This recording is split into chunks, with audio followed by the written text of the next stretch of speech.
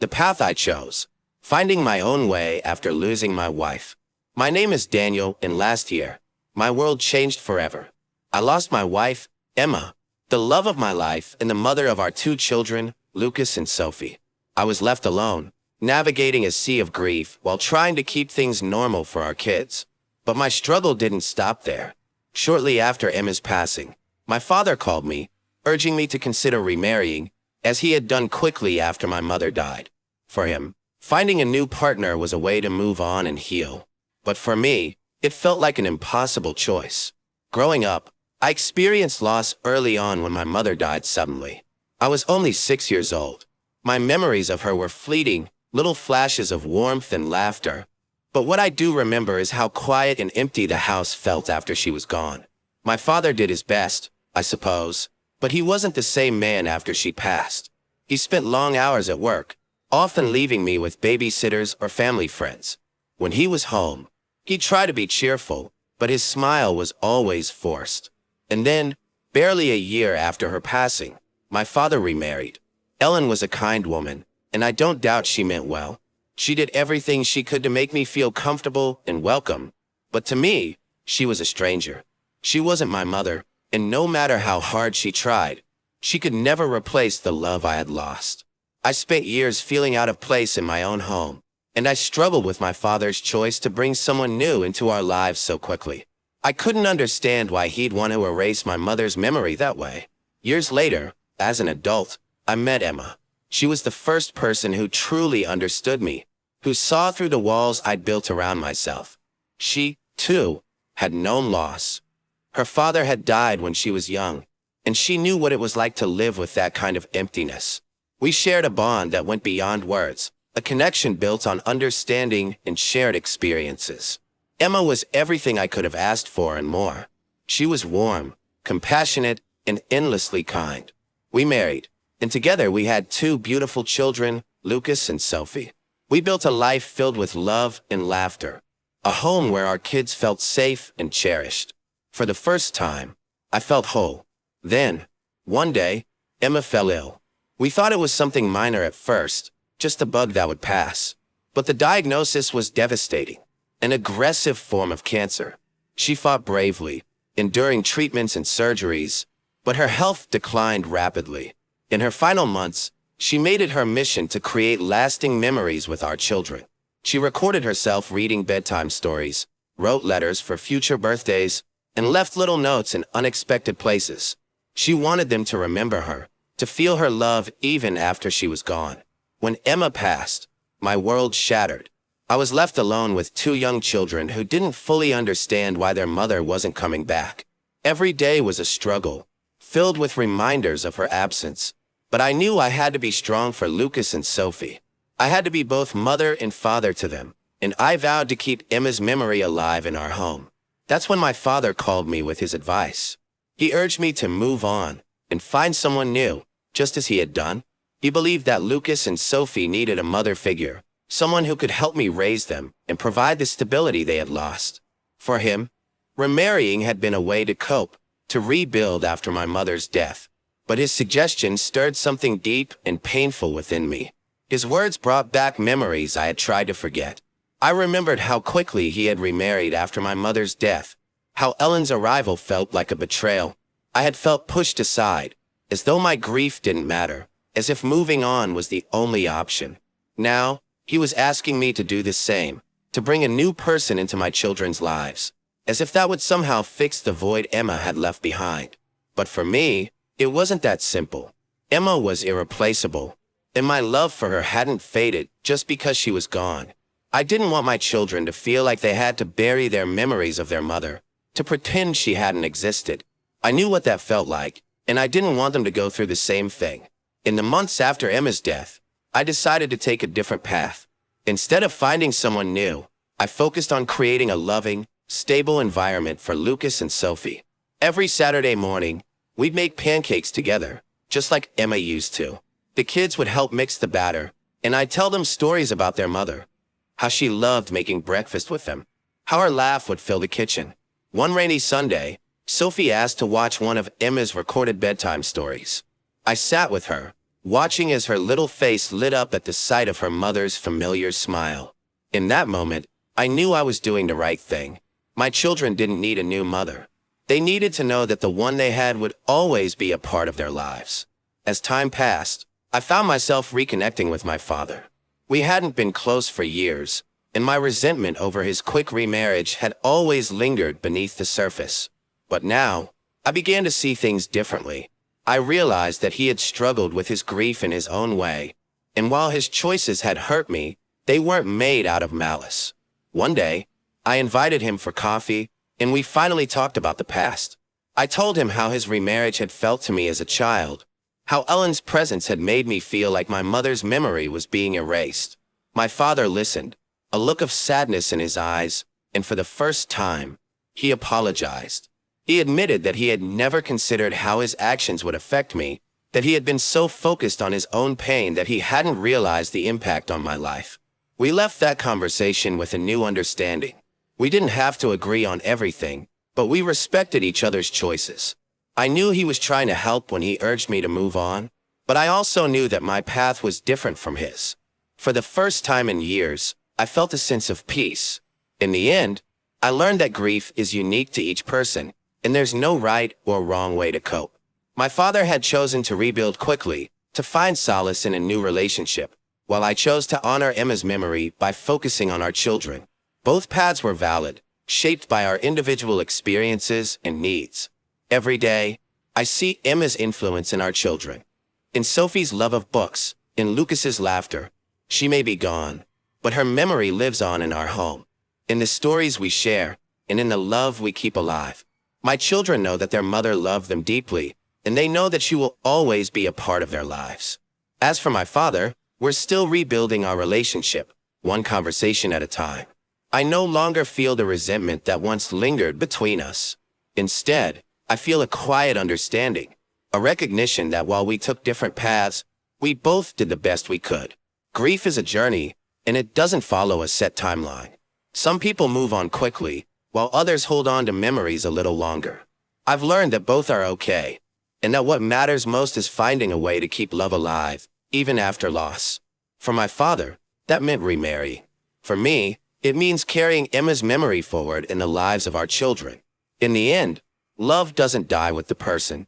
It lives on in those who remember, in the traditions that are passed down, and in the quiet moments that bring a smile or a tear.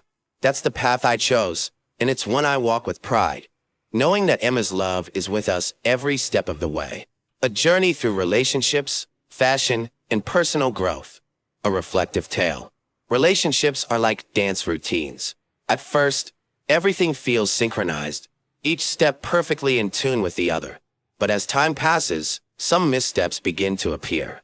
Sometimes, these are small, barely noticeable stumbles, and other times they're glaring clashes of rhythm, each partner moving to a beat only they can hear. This is the story of one such dance. A relationship that started out as an enchanting waltz, only to end in a slow, awkward unraveling. But like all stories of love and loss, this one is not just about the breakup itself. It's about the lessons learned, the self-discovery that follows, and the way two people can love each other deeply, yet still find themselves on different paths. It all began in the most unexpected way. I met her during a casual get-together with mutual friends, and though we had known each other since college, something had shifted in the air. We had always been friendly but distant, orbiting in the same social circle without ever truly connecting. But that day, something about her caught my attention. She was dressed in a long, flowing skirt adorned with intricate lace, paired with a blouse that seemed straight out of a fairy tale.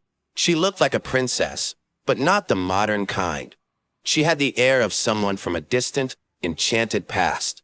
Her hair was adorned with tiny, delicate flowers woven into a crown that made her seem ethereal, like she'd stepped out of a storybook. I was fascinated. At first, it was this unique sense of style that drew me to her. She wasn't like anyone else I'd met.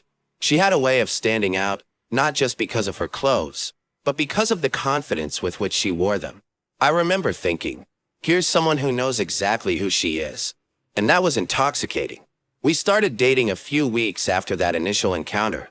Every time we met up, I couldn't help but admire the creativity and effort she put into her outfits. She had an entire wardrobe full of frilly skirts, lace blouses, and whimsical accessories. It wasn't just fashion for her. It was an art form, an expression of who she was. And that was something I deeply admired. However, as time went on, I began to realize that this wasn't just a phase or a passing interest. Dressing this way wasn't something she did occasionally. It was who she was. She ran a blog dedicated to her unique fashion sense, with a sizable following that seemed to adore every outfit she posted. She spent hours each day sewing new clothes, putting together elaborate ensembles, and posting pictures of her outfits online. Her Etsy store, where she sold handmade accessories, was thriving. She was fully immersed in this world of fairy tale fashion, and she loved it. For the first few months, I supported her wholeheartedly. I'd take her pictures for her blog, compliment her outfits, and marvel at her dedication. But slowly, I began to feel uneasy. Every time we went out together, people would stare. Not just the occasional glance, but full-on gawking. They'd stop in their tracks, nudge their friends, and even sneak pictures of her on their phones. It wasn't just the attention. It was the intensity of it that made me uncomfortable. At first, I tried to ignore it. After all, she looked beautiful, and there was nothing wrong with standing out. But the constant attention started to wear on me.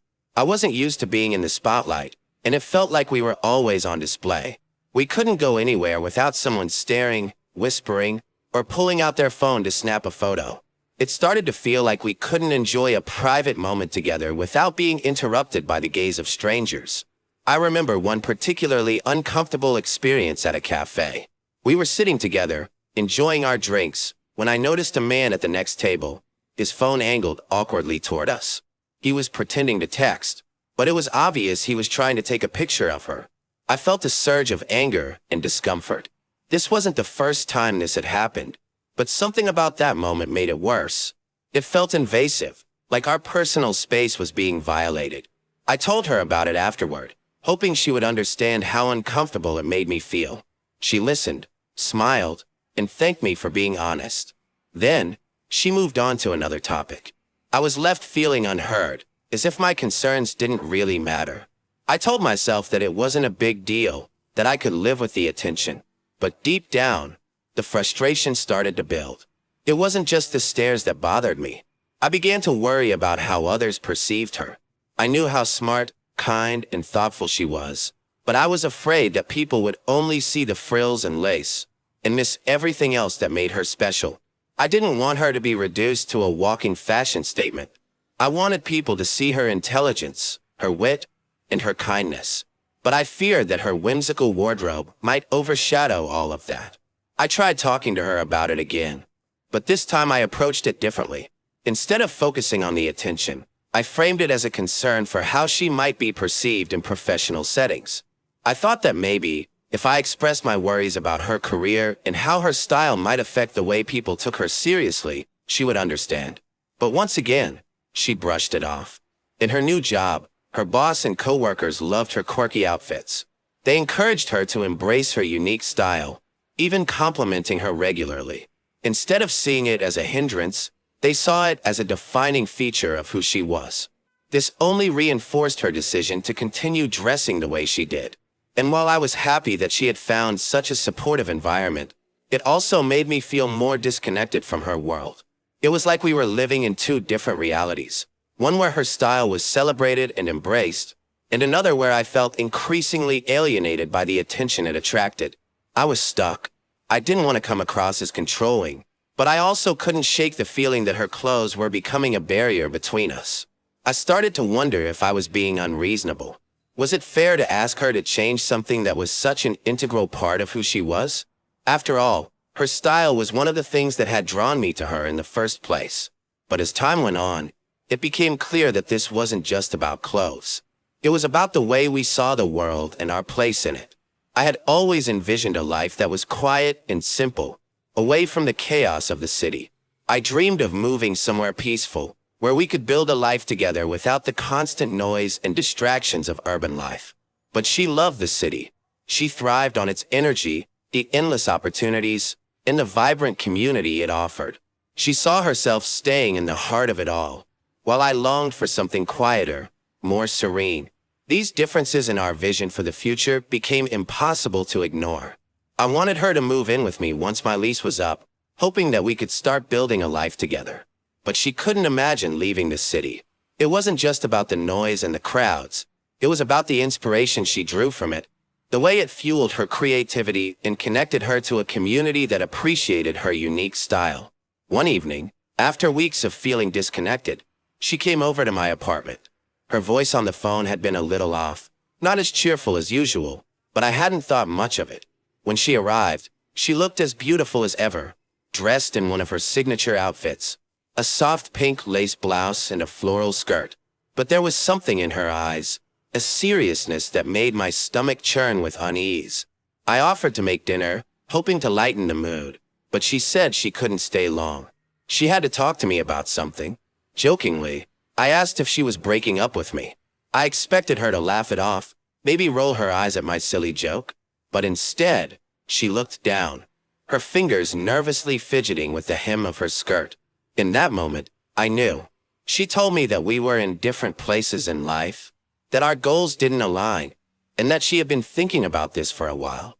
It wasn't an easy decision for her, she said, but it was something she needed to do. I sat there, stunned, trying to process what was happening. I wanted to argue, to tell her that we could make it work. But as she spoke, I realized that deep down, I had known this was coming for a while. It was an amicable breakup, as amicable as these things can be. We acknowledged that we cared for each other, but that our paths were diverging. She loved the city, the energy, the people, and the opportunities it offered. I wanted something quieter, something simpler. In the end, we both knew that no amount of compromise could bridge that gap. As she left, the weight of the conversation hung in the air.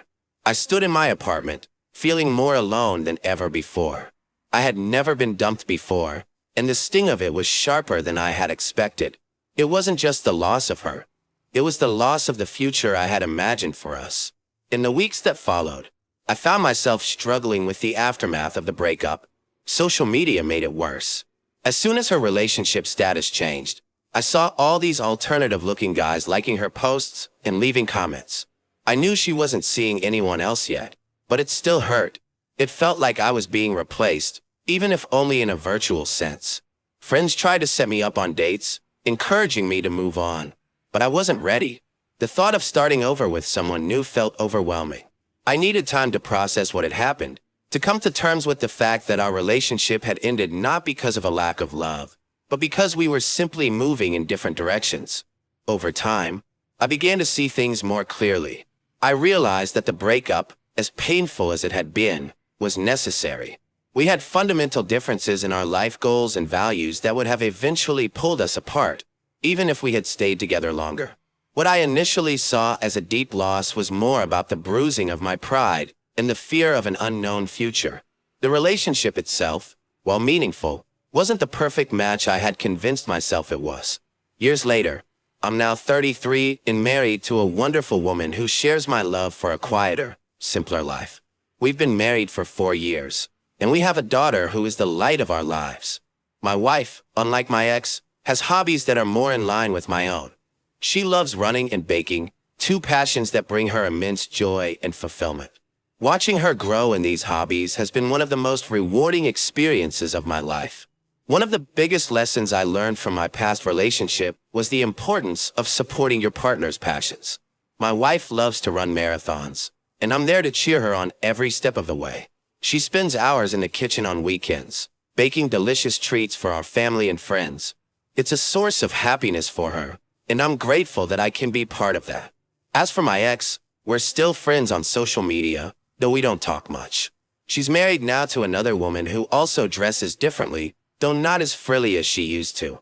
They live on a farm together, and her pictures look like something out of and of Green Gables. She seems happy, and that makes me happy for her. In the end, what I've learned is that relationships are about more than just love. They're about shared values, life goals, and the ability to grow together. Sometimes, no matter how much you care for someone, your paths simply diverge. And that's okay. It doesn't mean the relationship was a failure. It just means it served its purpose for that time in your life. Looking back, I'm grateful for the time I spent with her. She taught me the importance of individuality, self-expression, and the courage to be true to oneself. And for that, I'll always be thankful.